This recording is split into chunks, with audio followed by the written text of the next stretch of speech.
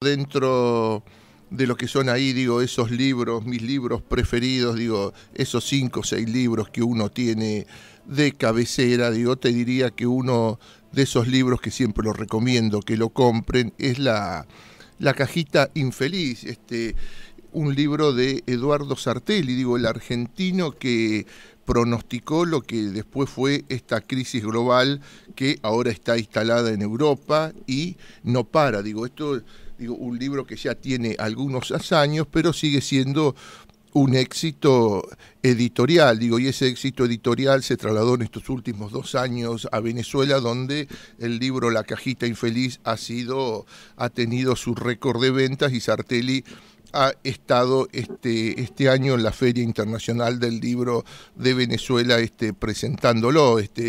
Hablar de Eduardo Sartelli es hablar de un historiador, profesor en la UBA, digo, si no me equivoco, profesor también de la Universidad Nacional de La Plata, y es parte del grupo Razón y Revolución y del comité editorial de la revista El Aromo, a quien ya lo tenemos en línea, digo, normalmente, digo, bueno, este año en esta radio en la que estoy este año nunca lo habíamos sacado, pero digo, quienes me escuchaban en Cadena Music en los años anteriores, digo, cada tanto, digo, siempre para consultarlo fundamentalmente de la economía global, lo llamábamos a Eduardo Sartelli. Eduardo, muy buenos días, gracias por estar en contacto con No es lo que parece, por Keos FM.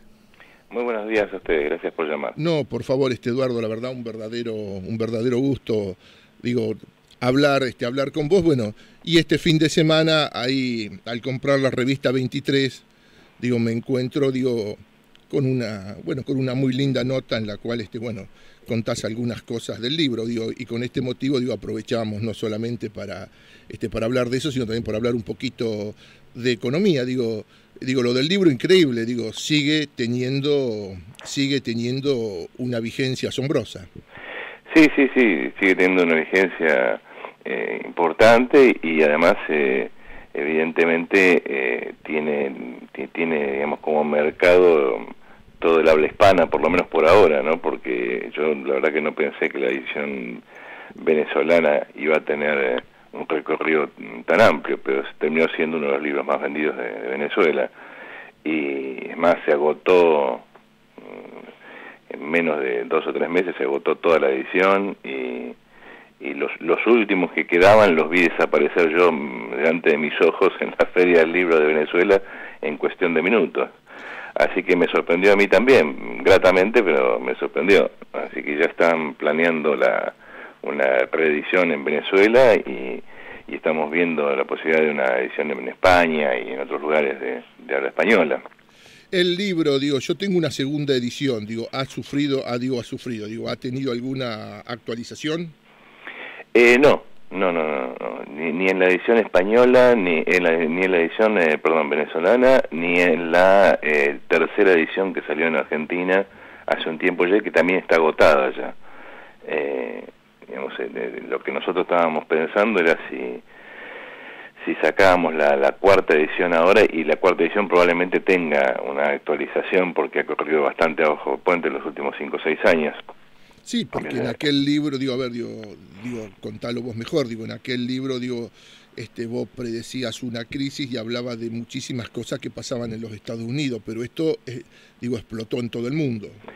Sí, el libro se terminó editando en el 2004, y ahí, mientras todo el mundo hablaba de la caída de la burbuja de Internet y al mismo tiempo la recuperación posterior a la caída de la burbuja de Internet, lo que yo señalaba era el problema de que la crisis va creando sucesivas burbujas, y esas burbujas no hacen más que estallar violentamente cuando lo que se nota es que detrás de eso no hay ninguna sustancia real, que los problemas no se resuelven y continúan su marcha, simplemente se trasladan de un lugar a otro. Y bueno, lo que ahí se anticipaba en el 2004 es lo que termina estallando en el 2008, o sea, la burbuja inmobiliaria, que para cualquiera que tenía ganas de verlo era algo que era muy evidente, porque cuando los capitales no tienen dónde invertir productivamente, buscan lugares de especulación. En su momento fue la burbuja de Internet, después la burbuja inmobiliaria, y ahora lo que hay en marcha es la burbuja de las materias primas. Eso es lo que hace que la crisis se traslade no solo del sector económico, sino de región. Por eso la crisis empieza en Estados Unidos, y ahí ya en el 2004 se decía, lo que viene es Europa, y después de Europa viene China. Y por eso el libro en el 2004, a pesar de que la crisis del 2001 había sido tremenda, pronosticaba que todavía no había llegado a lo peor. Bueno, lo que vimos en el 2008-2009 en Estados Unidos, que continúa tal cual, Estados Unidos no ha mejorado sustantivamente, y lo que estamos viendo en Europa, lamentablemente hacen que esa frase haya resultado profética. Bueno, ahora veremos si en la próxima edición explicamos con un poco más de detalle por qué el proceso continúa hacia China, India y los llamados países del BRIC. Sí, el libro es increíble, digo, esto lo vuelvo a insistir, digo, bueno, vos decís está agotado, así que tienen que sacar una nueva edición acá en la Argentina, digo, en ese libro, digo, uno se entera que en Estados Unidos hay una Argentina entera excluida de todo sistema, digo, que es mucho más, porque hay 40, vos contabas 40 y pico de millones que no tienen salud, 40 y pico de millones que le pasa otra cosa, 40 y pico que le pasa otra cosa, en realidad cuando uno toma la intercesión de todo eso son mucho más que 40 millones, pero digo, de mínima en Estados Unidos, digo, en esa época había 40 millones de personas excluidos totalmente del sistema. Hoy, después de todo lo que ha pasado, deben de ser muchísimo más, ¿no? En principio es inimaginable pensar esto, una masa de 40 millones de personas que no tienen salud, que no tienen trabajo, que pupulan por ahí, ¿no? Sí, no, esas cifras están muy atrasadas, por supuesto. Lamentablemente esas cifras se actualizan todo el tiempo. Estaba viendo por televisión las city tent, o sea, las ciudades de tiendas, de campaña, ciudades de carpas, o sea, la masa de la población que quedó sin casa en Estados Unidos, en todo el proceso que va del 2008 para acá, ha construido ciudades de carpas, como si fueran campings, y eso es la nueva vivienda del obrero pobre norteamericano. ¿Cuánto llega, en qué magnitud llega eso? Digamos, voy a ver si puedo conseguir el dato concreto, pero es una manifestación más de una crisis que a esta altura del partido pone en cuestión la supervivencia de una masa gigantesca, no solo en Estados Unidos, sino en Europa, y estamos hablando del corazón del capitalismo mundial. Lo que nos lleva a preguntarnos es, si ahí los problemas son así, ¿qué nos espera a nosotros? Digo, dame dos preguntas más y hablamos de Argentina. Digo, ¿cómo estás viendo, la crisis global en este momento? Y mira, ahora lo primero que hay que sacarse de la cabeza es que es una crisis griega que se contagia. Obama acaba de declarar que la sombra de Europa se extiende a Estados Unidos, como echándole la culpa a los europeos del problema. La crisis es global, o sea, la crisis es de todo el sistema. Va mostrándose de manera más fuerte o más débil, pareciendo que se aplaca aquí, pero renace allá. Pero la crisis es de todo el sistema, no es un problema en Grecia que se contagia. Más date cuenta que Grecia, el PBI de Grecia es el 1% del PBI europeo. El PBI europeo es el 20% del PBI mundial, o sea, Grecia es el 1% del 20% del PBI mundial, nada, no existe. El problema con Grecia no es lo que pesa Grecia, el problema con Grecia es lo que muestra que hay debajo, a saber que toda la construcción europea no puede sostenerse, y ahí está toda la discusión. Como Europa se hunde, Estados Unidos se hunde, porque además Estados Unidos tampoco la puede sacar a flote, y junto a ellos se hunde el productor de productos baratos mundiales para estos países, o sea, China y la India. Entonces, toda la discusión pasa ahora por cuál es la solución que quieren darle, y esa es la discusión Obama-Merkel, es decir, Obama quiere que al estilo François Hollande ahora en Francia, y a lo que ha hecho Estados Unidos tradicionalmente en los últimos años, o sea, emitir papel moneda, y emitir, estamos sentados sobre la mayor masa de papel moneda que ha existido en la historia de la humanidad, con tal de mantener la demanda de alguna manera a flote, porque si no, no se sostiene. Pero eso significa que la economía mundial está girando sobre la nada, sobre el papel. En cualquier momento va a haber una desvalorización gigantesca de papel y vamos a entrar en una recesión mundial como producto de que no hay valor real produciéndose en la economía. Lo que los alemanes dicen es que no quieren porque eso va a gestar inflación, etcétera, etcétera. Mentira, el problema de los alemanes es que saben que van a tener que rescatar España, Italia, etcétera, etcétera, y cuanto más se profundice la crisis, más baratos los van a rescatar. Y rescatar en el lenguaje económico significa comprárselos. O sea, Alemania lo que está negociando es a qué precio se compra 2 o 3 países de Europa. Y si hay una salida de la crisis, no te quepa la menor duda de que esas economías de nacionales le va a quedar poco y nada. Es decir, van a ser subsidiarias de Alemania, como ya lo son, nada más que ahora a un precio más barato. Esa es toda la discusión. Ahora, si de esto salen o no salen, esa es la gran pregunta, con masas de papel o sin masa de papel. En realidad lo que se está produciendo ahora es una etapa que nos va a llevar a otro periodo del que hemos estado viviendo. O sea, probablemente en algún momento se estabilice la situación europea y entremos en una meseta. Más de uno va a creer que esa meseta es la recuperación, o por lo menos una cierta calma, y en realidad vamos a entrar en poco tiempo más en una crisis todavía más aguda. Con lo cual, yo lamentablemente tengo que repetir lo mismo. Es decir, todavía no vimos la peor de la crisis mundial. Vos en el final de la última pregunta que te hacen en Revista 23, terminás con esta frase: no es tan difícil cambiar el mundo y ganarle, dice así, no son fáciles de percibir respecto a los problemas que hay, pero no es tan difícil cambiar el mundo y ganarle al capitalismo, acá hay todo un modelo mental, un modelo cultural, del capitalismo que, esto, bueno, por lo menos la sensación que tengo yo, ¿no?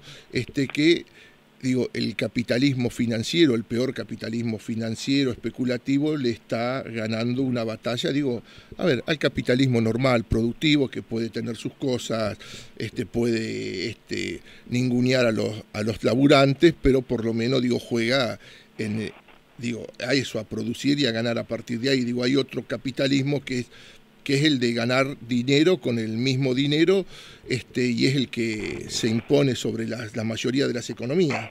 ¿Cómo se hace para avanzar sobre esto, si es que se puede avanzar? Y mira, ahí lo primero que hay que recuperar son ciertos datos de la realidad. Es decir, la pregunta es, ese capital financiero que se impone sobre los otros, ¿por qué se impone sobre los otros? ¿Por qué los otros no hacen algo para dominar y controlar ese capital financiero? Alguien me podrá decir, bueno, el capital financiero tiene un poder gigantesco, pero las empresas más grandes del mundo y las mayores acumulaciones de capital del mundo no son de capital financiero. No hay empresa financiera que valga lo que vale Google. No hay empresa financiera que valga lo que vale Microsoft. Por lo tanto, cuando uno observa realmente cuáles son los capitales dominantes en términos de su magnitud en el mundo, no son los capitales financieros. Y la pregunta es, entonces, ¿por qué las finanzas ocupan el lugar que ocupan? Porque la mayor parte de las empresas productivas forman parte de conglomerados financieros. Y la mayor parte de las empresas productivas son empresas que no tienen ningún compartimiento estanco que los separe del mundo financiero. Y el resultado objetivo es que en medio de una crisis de rentabilidad, todas las empresas son financieras, todas las empresas se financiarizan. Si yo no puedo explotar rentablemente con ganancia a mis obreros, con la plata tengo que hacer algo, entonces la pongo en el banco. O si yo tengo suficiente peso, pongo mi propio banco. Esa es la razón por la cual todo el mundo está girando en torno al sistema financiero. No porque el sistema financiero sea todopoderoso y pueda dominar a todo el mundo, sino porque en el mundo de la producción no hay ganancia. Y no hay ganancia porque lo que se ha desplomado es la tasa de ganancia desde los años 70. como producto del propio desarrollo del capital. Es decir, el capital al competir, al avanzar, produce un aumento de la tecnología, fantástico. Ese aumento de tecnología produce básicamente, estoy simplificando mucho, más bienes con menos obreros. Pero si vos tenés menos obreros produciendo, el resultado es que tenés menos plusvalía, menos ganancia. Por lo tanto, el sistema tiende a agotarse a sí mismo. La única forma que tiene el capital de recuperar la tasa de ganancia es, si tengo menos obreros, los exploto más. Si hay mucha burguesía dando vuelta por el mundo, tiene que haber menos burguesía, menos capitales, o sea, concentración y centralización de capital. Eso se expresa bajo la forma de guerras, invasiones, masacres y crisis social. La Primera y la Segunda Guerra Mundial. ¿Cómo se salió de la crisis del 30? Matando 100 millones de personas. 20 en la Primera Guerra, 50 en la Segunda, y en el medio, entre el nazismo y el fascismo, lo que falta. De esa manera el capital salió de la crisis del 30 más concentrado, es decir, menos capitalistas, más poderosos, y al mismo tiempo una masa gigantesca de obreros más explotados que antes todavía. Eso es lo que el capital está buscando hoy. Como no lo puede encontrar porque la clase obrera de los países centrales, de Europa y Estados Unidos, resiste, entonces se va a otros países, se va a China, se va a México, se va a los países de mano de obra barata. Pero hoy, en esos países donde la mano de obra es muy barata, tarde o temprano la ocupación hace que los obreros puedan reclamar salarios más altos, con lo cual el negocio tiende a agotarse ahí también. El resultado es que el capital tarde o temprano se encuentra con que no obtiene ganancias explotando obreros. Y entonces toda esa masa de dinero fluye ¿a dónde? A donde haya lugar, a Internet. Pero en Internet las empresas no dan ganancia, es una promesa. Bueno, no importa, ponemos la plata ahí. Cuando todo el mundo se avive, nosotros nos habremos ido. Bueno, ahora que se avivó todo el mundo y se desplomó Internet, vamos a poner la plata en las casas, vamos a provocar un boom inmobiliario. Bien, ahí va todo el mundo, total, el día que se avive ya no estamos acá.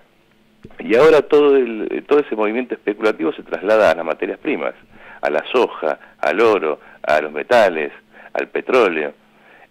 Bueno, cuando todo el mundo se avive de que no hay una demanda real para semejante de semejante magnitud, las materias primas se van a desplomar.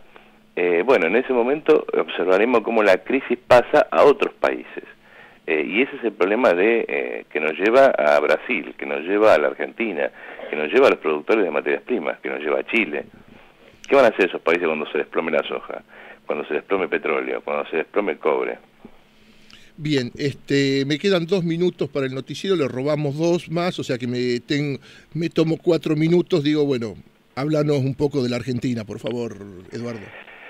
Mira, el problema de la Argentina es sencillo. Más allá de todas las diferencias superficiales, la pregunta que uno tiene que hacerse es, ¿la estructura económica de la Argentina ha dejado de ser la estructura económica que se desplomó en el 2001 o no? Si la Argentina desde la Rúa es sustancialmente esta Argentina actual, no hay ninguna razón para que los resultados sean diferentes. La primera cuestión es, ¿la Argentina sigue viviendo de la producción de materias primas y soportando una industria que carece de capacidad competitiva internacional?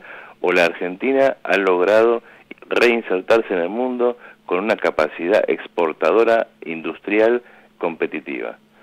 Si es lo segundo, entonces la Argentina ha cambiado de carril y está transitando otra historia. Y todo lo que conocimos no se va a repetir más. Pero si es lo primero, es una cuestión de tiempo. ¿Cuál es el tiempo? Bueno, el tiempo es ahora. Yo el año pasado me despedí de mis alumnos en las facultades sociales, e incluso en la Facultad de La Plata, donde doy clase en la Facultad de Ciencias Económicas, diciendo, presten atención a marzo del 2012. Vino las elecciones, Cristina ganó con el 54%, nadie creía que estábamos al borde de una crisis. Hoy en la actualidad, la Argentina ya está en recesión. Técnicamente ya está en recesión. La industria argentina ya lleva 6 meses técnicamente en recesión. No solamente eso, sino que tenemos un problema gigantesco con los subsidios, es decir, tarifas congeladas, o lo que es lo mismo, inflación reprimida. Tenemos un problema con el sector, con la balanza comercial. La Argentina importa más de lo que puede importar y por lo tanto ahí vienen todas las prohibiciones de importación. Y el dato más novedoso de estos días es la Argentina no tiene dólares. no tiene dólares al precio que van los dólares, o lo que es lo mismo, tiene un atraso cambiario de entre 30 al 40% como mínimo. Todo eso, ¿qué cóctel, digamos, genera? Que aún la soja a $500, o sea, un precio histórico muy elevado, no alcanza para sostener lo que el gobierno llama el modelo. Y esa es la razón por la cual ha empezado un ajuste feroz. Si uno ve todos los datos de la economía, ha empezado un ajuste feroz. El gobierno no quiere llamarlo ajuste, trata de que el ajuste lo apliquen otros, le encaja el subte a Macri, obliga a Scioli a subir los precios, los impuestos al campo, etcétera, etcétera, pero el resultado objetivo es ese. Y la Argentina se encamina hacia una recesión cuya profundidad nadie puede saber y que finalmente sigue estando atado de lo mismo, del precio de la soja. Si se desploma el precio de la soja, si llega a caer sustantivamente el precio de la soja o si fracasa la cosecha, la Argentina se va a enfrentar a un escenario muy parecido al 2001. ¿Con qué profundidad? No lo sabemos, porque hay otro dato de la realidad que todo el mundo sospecha, pero que no. A saber, ¿cuán grave es la situación? ¿Realmente el gobierno tiene los dólares que dice que tiene que tener? ¿Realmente el atraso cambiario es el que parece ser? ¿Realmente la inflación que está reprimida es la que se dice? ¿O en realidad la situación es mucho más grave?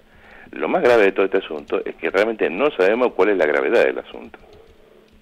Bien, Eduardo, ahí digo, la verdad, seguiría conversando con vos, me apura el informativo. Che, muchísimas gracias por la nota y no dejaremos que pase mucho tiempo antes de volverte a molestar nuevamente una mañana. Que tengas muy buen día, y por favor hagan una reedición del libro. Que más que libro, librazo, porque, a ver, recordame vos qué cantidad de hojas, pero es enorme. Y tiene 800 y pico. Un pequeño trabajo. Que tengas muy buen día y estaremos prontamente en contacto con vos. Buen día para ustedes y muchas gracias por llamar. Bien, así pasaba Eduardo Sartelli, autor de La Cajita Infeliz.